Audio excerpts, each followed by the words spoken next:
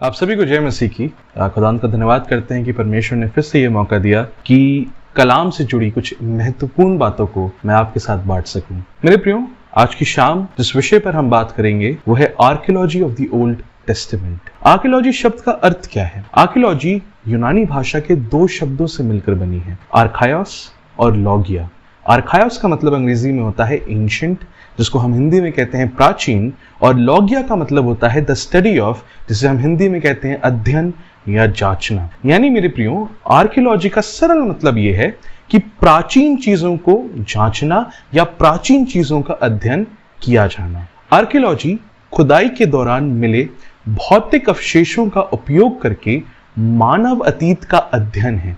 ये अवशेष कोई भी वस्तु हो सकते हैं जिन्हें लोगों ने बनाया या उपयोग किया हो। इसमें प्राचीन स्थल भी शामिल हैं। मेरे प्रियो, आपने शायद इन तस्वीरों को देखा होगा। आपने ये दावे सुने होंगे कि होली लैंड में गुलायत का स्कल मिला है, या आपने ये तस्वीर देखी होगी जहां पर एक बड़ा सा स्केलेटन है और कुछ लोग खड़े हुए हैं वहां पर जिन्होंने स्केलेटन को ढूंढा है। या आपने ये तस्वीर देखी होगी एक और, जहां पर एक विशाल स्केलेटन है और लोग वहां पर आर्कियोलॉजिकल साइट पर काम कर रहे हैं। या आपने ये तस्वीर देखी होगी व्हाट्सएप पर सर्कुलेट होते हुए, इंटरनेट पर सर्कुलेट होते हुए, एक बड़े से स्केलेटन की जिसको लोग देखने के लिए इकट्ठा हुए हैं। और इन सब चीजों को दिखाकर यह दावा किया जाता है कि देखिए, गुलायत जिसका जिक्र हमें बाइबल में मिलता है वो हमको मिल गया है।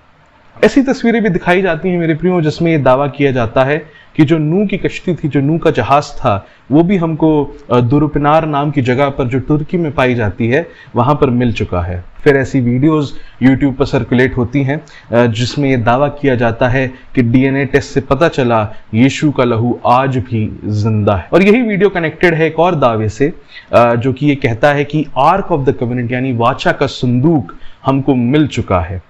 मेरे प्रियो, इससे पहले कि मैं इन दावों के बारे में आपसे बात करूं, मैं एक महत्वपूर्ण चीज के बारे में आपसे बात करना चाहता हूं। एक आर्कियोलॉजिकल खोज को क्या चीज महत्वपूर्ण यानी सिग्निफिकेंट बनाती है? तो मेरे प्रियो, दो चीजें हैं जो एक आर्कियोलॉजिकल खोज को सिग्निफिकेंट बनाती हैं, महत्वपूर्ण बनाती हैं। सबसे पहली चीज है बाइबल के शब्दों, दुनिया और भूमि के बारे में खोज का हमारी समझ पर प्रभाव। ये सबसे पहली चीज है जो एक आर्कियोलॉजिकल डिस्कवरी को महत्वपूर्ण बनाती है। दूसरी है प्रोवेनेंस। मेरे प्रियो, प्रोवेनेंस किसी वस्तु की उत्पत्ति, वह कहां से है, उसके प्रीवियस ओनर्स या स्थान का ज्ञान है। कोई भी खोज हो, यदि वह किसी अविश्वसनीय सोर्स से आती है तो उसे सच मानकर स्वीकार नहीं करना चाहिए, चाहे वह खोज कितनी भी अद्भुत सुनाई पड़े। चाहे वो खोज कितनी भी अद्भुत सुनाई पड़े, आपको उसे स्वीकार नहीं करना है। मेरे प्रियो, प्रेरित पौलुस अपने खत पहला थिस्सलुनीकियों उसके 5वें अध्याय की 21वीं आयत में कहते हैं, सब बातों को परखो, जो अच्छी हैं उसे पकड़े रहो। मेरे प्रियो, चाहे वो किसी प्रचारक का समाचार हो, चाहे वो किसी भविष्यवक्ता की भविष्यवाणी हो, चाहे वो किसी भी प्रकार का दावा हो, ये प्रिंसिपल जो इस आयत में पाया जाता है हर एक चीज पर अप्लाई करता है। सब बातों को परखो, चाहे वो आपके हित में क्यों ना सुनाई दे रही हो, चाहे वो कितनी भी अविश्वसनीय या कितनी भी अद्भुत सुनाई दे रही हो, आपको हर एक बात को परखना जरूरी है। और जो अच्छा है उसे थामे रखना है, और जो अच्छा नहीं है उसे थामे नहीं रखना है। मेरे प्रियो, कई बार हम इंटरनेट पे या यूट्यूब पर या व्हाट्सएप पर कई सारे मैसेजेस को देखते हैं सर्कुलेट होते हुए, और कई चीजें जो हमें अच्छी लगती हैं उन्हें हम यूं ही विश्वास करके स्वीकार कर लेते हैं, और कई बार हम उनके सोर्सेस को नहीं जांचते हैं। मेरे प्रियो, अगर हम अपने सोर्सेस को जांचते या उनको जांचने की इच्छा रखते तो संभवतः शायद हमारे सामने उनकी सच्चाई सामने आ जाती। सबसे पहले हम बात करते हैं इस न्यूज़पेपर के फ्रंट पेज के बारे में, जिस पर गुलायत का ये स्केलेटन लगाया हुआ है, जिसके ऊपर दाऊद का पत्थर अभी भी लगा हुआ है, जो ये क्लेम करता है कि गुलायत का स्कल होली लैंड में मिल गया है। इसको छापा था द वीकली वर्ल्ड न्यूज ने, एक न्यूज़पेपर था जिसने 1979 से 2007 तक अमेरिका में ज्यादातर काल्पनिक समाचार कहानियां प्रकाशित की, जो अक्सर अलौकिक या असाधारण विषयों पर आधारित अपनी विचित्र कवर कहानियों और व्यंग पर आधारित समाचार के दृष्टिकोण के लिए प्रसिद्ध थी। मेरे प्रियो, द वीकली वर्ल्ड न्यूज ज्यादातर सच्ची खबरें नहीं छापता था, ज्यादातर काल्पनिक खबरों को छापता था और व्यंग पर आधारित इनके कवर पेजेस हुआ करते थे। इन्होंने एक और कहानी छापी थी जिससे आप समझ जाएंगे कि ये किस प्रकार का न्यूज़पेपर था। इन्होंने एक कहानी छापी थी एक बच्चे के बारे में और क्लेम करा था the bat child found in cave, half human half bat locked up in medical lab. इस प्रकार के दावों को इस वीकली वर्ल्ड न्यूज ने छापा था अपने न्यूज़पेपर्स में। तो मेरे प्रियो, ये कोई सोर्स नहीं है रिलायबल जिसके आधार पर हम ये कह सकें कि जो गोलायत का कंकाल है वो हमको मिल गया है। जहां तक बात रही इन तस्वीरों की जो इस वक्त आप अपनी स्क्रीन पर देख सकते हैं, ये 2008 में वर्थ 1000 नामक एक वेबसाइट पर एक फर्जी फोटो प्रतियोगिता हुई थी जिसका नाम था आर्कियोलॉजिकल एनोमलीज 12 और उसमें इन फोटो को प्रस्तुत किया गया था। ये फोटो फोटोशॉप्ड हैं, एडिटेड हैं, असली नहीं है। आप देख सकते हैं पार्टिसिपेंट्स के नाम भी दिए गए हैं और डिजाइन टाइप भी दिया गया है उन फोटोज के साथ में। और आप डिजाइन क्राउड नाम की इस वेबसाइट पर जा सकते हैं और वहां पर आप देख पाएंगे इन फोटोज को जो कि वहां पर अपलोडेड है। मेरे प्रियो, अब इस बड़े विशाल कंकाल की सच्चाई ये है, ये असली में एग्जिस्ट करता है, लेकिन ये किसी इंसान का कंकाल नहीं है, ये किसी जानवर का कंकाल नहीं है।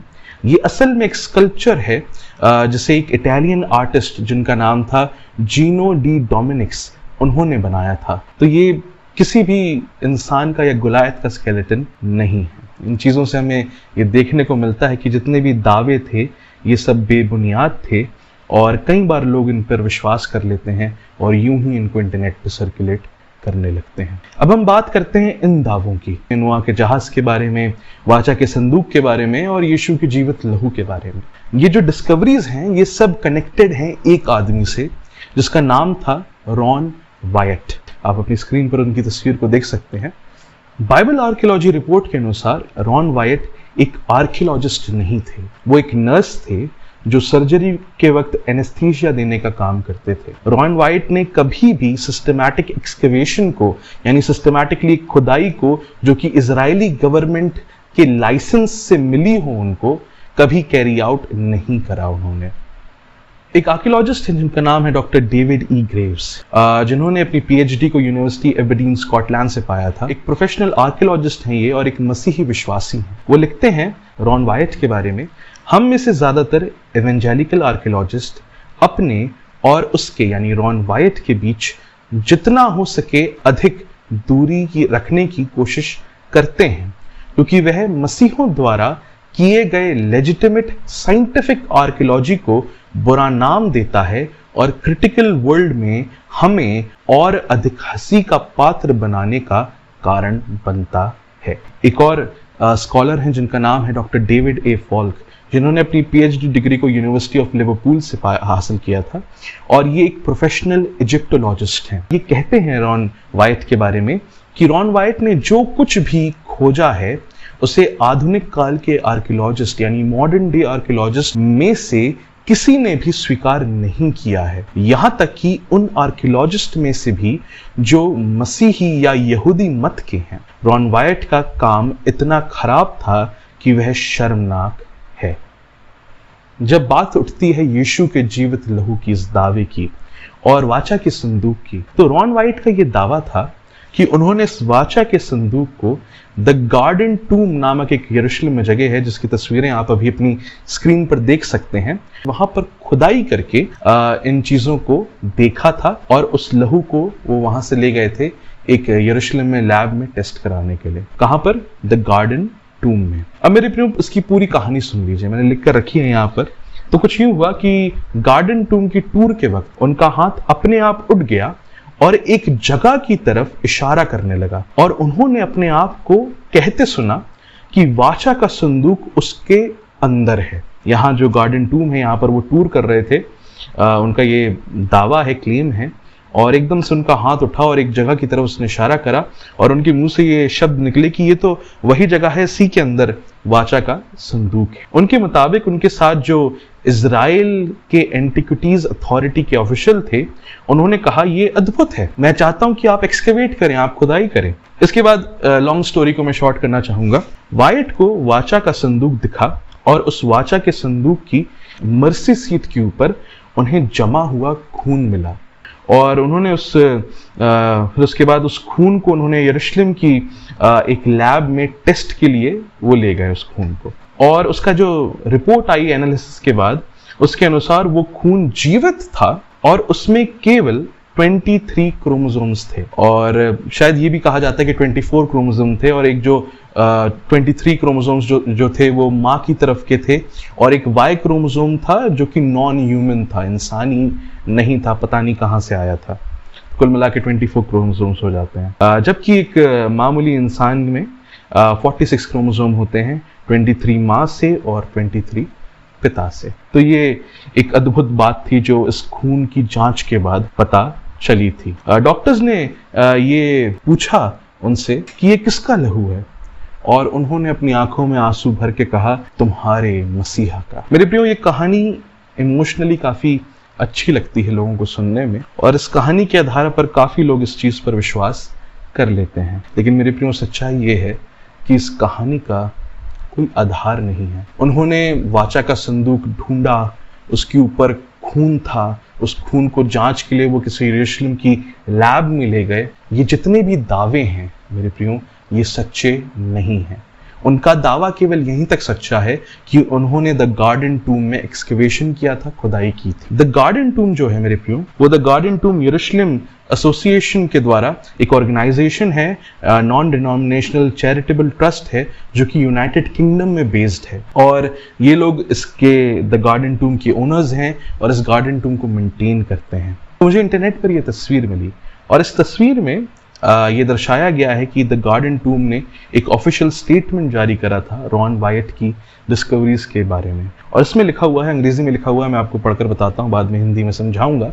लिखा हुआ है, the council of the garden tomb association London totally refute the claim of the late Ron Wyatt to have discovered the original Ark of the Covenant or any other significant biblical artifacts within the boundaries of the area known as the Garden Tomb Jerusalem। जो सबसे पहला paragraph है उसी में ये लोग कह रहे हैं कि हम the council of the garden tomb association जो कि लंदन में है, टोटली इस दावे को खारिज करते हैं कि रॉन वायट ने आर्क ऑफ द कवरेंट या कोई और सिग्निफिकेंट बिब्लिकल आर्टिफैक्ट इस बाउंड्री के अंदर ढूंढा था।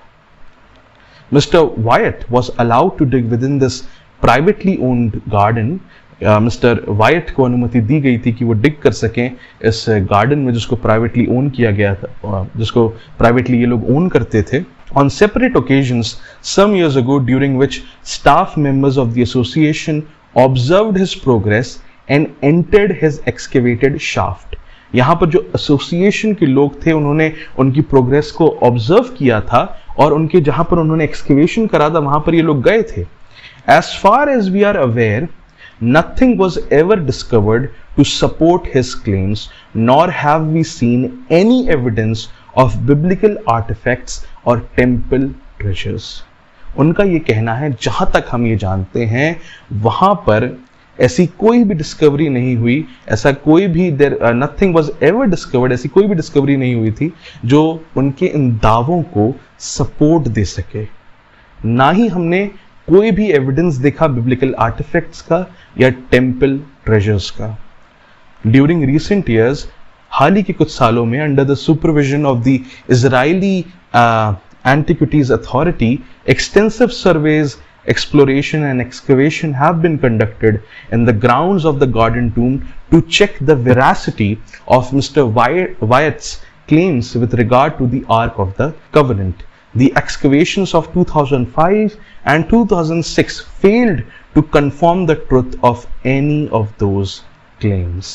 उनका ये कहना है कि हाल ही के कुछ सालों में इजरायली एंटिक्विटीज अथॉरिटी के सुपरविजन में हमने काफ़ी एक्सकवेशंस करे, एक्सप्लोरेशंस करे, और इस गार्डन टूम में ये जांचने के लिए कि जो दावे मिस्टर वायट ने करे थे आर्क ऑफ द कवेनेंट को लेकर वो सच्चे थे या नहीं थे, और जो एक्सकवेशंस 2005 और 2006 में थे किए गए थे वो नाकामयाब रहे इस सच्चाई को, इस चीज को साबित करने में कि वायट ने वहां पर आर्क ऑफ द कवेनेंट को ढूंढा था।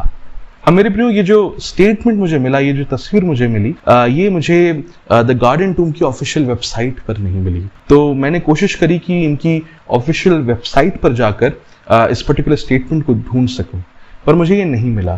फिर हुआ ये कि मैं उनकी ऑफिशियल वेबसाइट पर गया और वहां पर सबसे नीचे जाकर कुछ ऑप्शंस थे जिनके थ्रू मैं उनको कांटेक्ट कर सकता था।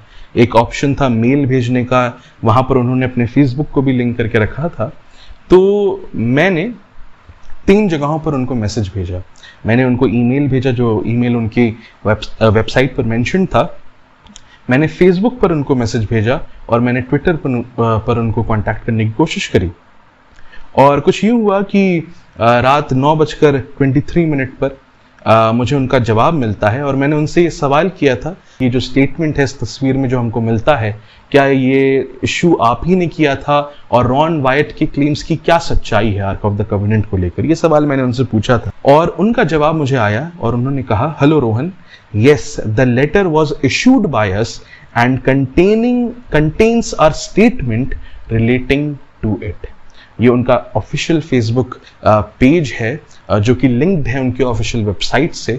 उस पर मैंने सवाल पूछा था और उस पर उनका उत्तर आता है कि हाँ रोहन, ये लेटर हम ही ने इशू किया था और जो स्टेटमेंट उसमें है उससे हम सहमति रखते हैं। इसी के साथ साथ हम ये भी सवाल पूछ सकते हैं कि यरूशलेम की वो कौन सी लैब थी जहां इन्होंने यीशु के लहू को जांच के लिए दिया था। उसका हमें कोई नाम नहीं मिलता है। मैंने बहुत ढूंढने की कोशिश करी कि उसका नाम क्या था उस लैब का, या उस लैब का कोई ऑफिशियल स्टेटमेंट है या नहीं है, या जिसने इस लहू के ऊपर जांच करी थी उन्होंने कुछ कहा कि नहीं कहा। मुझे कोई भी ऑफिशियल स्टेटमेंट या उस लैब का नाम तक इंटरनेट के ऊपर नहीं मिला। जिस खून की जांच हुई थी उसकी एनालिसिस रिपोर्ट कहाँ है, ये सवाल भी हम पूछ सकते हैं, लेकिन मेरे प्रियो, इन सवालों के उत्तर हमको नहीं मिलते हैं। और साथ ही साथ क्रिश्चियन कुरियर करके एक वेबसाइट है जिनका एक आर्टिकल है, Ron Wyatt the Indiana Jones of the Seventh Day Adventist Church, और वो ये कहते हैं कि वायट ने दावा किया कि एक फरिश्ते ने उन्हें अपनी अद्भुत खोज की डिटेल्स प्रदान करने से मना कर दिया था। तो वायट का ये क्लेम है कि एक फरिश्ते ने मुझसे कहा कि जो डिटेल्स हैं मैं लोगों के सामने उसे पेश ना करूं, जो जितनी भी अद्भुत खोजें मैंने करी हैं, और फरिश्ते ने क्योंकि मना कर दिया था इसलिए वो डिटेल्स लोगों को नहीं देते हैं। क्रिश्चियन कुरियर के इस आर्टिकल का निष्कर्ष ये था कि क्रेडिबल प्रूफ की एब्सेंस में वायट के दावों को स्वीकार करने के लिए कोई तर्कसंगत व्यक्ति बाध्य नहीं है, बल्कि यह उनका कर्तव्य था कि वह किए गए दावों के प्रशिक्षण और ऑब्जर्वेशन के लिए सार्थक प्रमाण प्रस्तुत करें। जो उन्होंने कभी नहीं किए, उनके दावे पूरी तरह से मिथ्या थे। मेरे प्रियो, जोसेफ ई ज़ियास, जो इजराइल एंटिक्विटीज अथॉरिटी के लिए farmer curator of archaeology and anthropology थे, उनका ये स्टेटमेंट है रॉन वायट के लिए। वो कहते हैं कि श्रीमान रॉन वायट ना तो आर्कियोलॉजिस्ट हैं और ना ही उन्होंने कभी इजराइल या यरूशलेम में कानूनी रूप से लाइसेंस प्राप्त खुदाई की है। हम उनके दावों से अवगत हैं जो बेतुके हैं, क्योंकि उनका कोई वैज्ञानिक आधार नहीं है और ना ही उन्हें कभी किसी पेशेवर पत्रिका यानी प्रोफेशनल जर्नल में प्रकाशित किया गया है। ये कूड़े की श्रेणी में आते हैं। मेरे प्रियो, अब तुर्की में पाई जाने वाली इस दुरुपिनार साइट के बारे में हम बात करते हैं, जहां पर यह दावा किया जाता है कि नूह का जहाज मिला था। जब 1960 में रॉन वायट ने लाइफ मैगजीन में दुरुपिनार साइट की एक तस्वीर देखी, जिसमें माउंट अरारत के पास एक पहाड़ पर नाव जैसी आकृति थी, जिसे कई मसीही नूह का जहाज सोचते थे। वायट ने एक शौकिया आर्कियोलॉजिस्ट के रूप में अपने करियर की शुरुआत की। आंसर्स इन जेनेसिस जो कि एक काफ़ी बड़ी सेवा है, काफ़ी बड़ी मिनिस्ट्रीज हैं जिनके साथ काफ़ी साइंटिस्ट और डॉक्टर्स जुड़े हुए हैं, उनका एक आर्टिकल है is नोआज arc on Mount Ararat. उसमें वो लोग लिखते हैं कि रॉन वायट ने ये दावा किया कि उन्हें इस क्षेत्र में कई कलाकृतियां मिली हैं, जिससे उनके इस दावे को बल मिलता है कि यह निर्माण वास्तव में जहाज है। इसके आगे वो लिखते हैं कि हालांकि जियोलॉजिस्ट और आर्कियोलॉजिस्ट ने स्थल का अध्ययन कर इसे खारिज कर दिया है, उन्होंने यह निष्कर्ष निकाला है कि यह इस क्षेत्र में कई एक जैसी प्राकृतिक रचनाओं में से एक है। इन रिसर्चर्स में से कई मसीही थे जो नूह के जहाज को ढूंढना चाहेंगे, लेकिन सबूत नहीं थे। मेरे प्रियो, आपने इन आर्टिकल्स और इन स्टेटमेंट्स के द्वारा इस चीज़ को देखा होगा कि जो रॉन वायट हैं वो एक रिलायबल शख्स नहीं है जब बात आती है आर्कियोलॉजी की। और मैं आपसे निवेदन करना चाहता हूं कि अगर आप इंटरनेट पर कहीं पर भी इन दावों को देखते हैं जो कि रॉन वायट से जुड़े हुए हैं, कृपया उन पर यकीन या विश्वास ना करें। और केवल रॉन वायट के बारे में ही बात नहीं कर रहा हूं मैं, चाहे कोई भी दावा आप सुने उसके सोर्सेस को जांचें, देखें कि उनके पीछे की सच्चाई क्या है। मेरे प्रियो, अब हम अपने सेशन में आगे बढ़ेंगे और बात करेंगे उन डिस्कवरीज के बारे में जो कि रिलायबल हैं, जिन पर हम पूरी तरीके से यकीन कर सकते हैं और जो पुराने नियम के ऐतिहासिक होने का प्रमाण देते हैं।